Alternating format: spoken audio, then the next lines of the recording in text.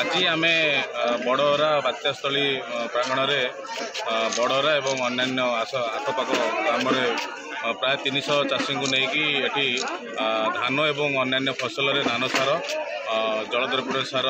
एवं आम सागरिका किपर भाव व्यवहार करें से विषय आम गोटे फसल आलोचना चक्र आयोजन ये बर्तमान रवि धान चाषी मैंने बुणा स्टार्ट कर सारे तो रवि धान में नानो डीएपी द्वारा केमती आम विहन विशोधन कर नानो यूरिया तरल सार एवं नानो डीएपी एवं सागरिका सार मिश्रण कर केमिति चाषी भाई मैंने स्प्रे करें कौ समय स्प्रे करें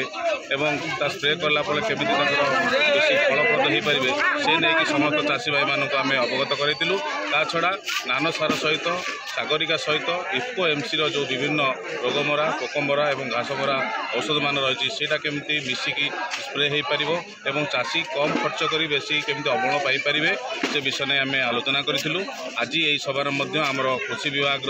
एग्रीकल्चर डिस्ट्रिक्ट ऑफिसर साकी गोपाल आसी उपस्थित थे से वक्तव्य एवं विभिन्न प्रकार गवर्नमेंट जो स्कीम मान रही समस्त चाषी मानक अवगत करें।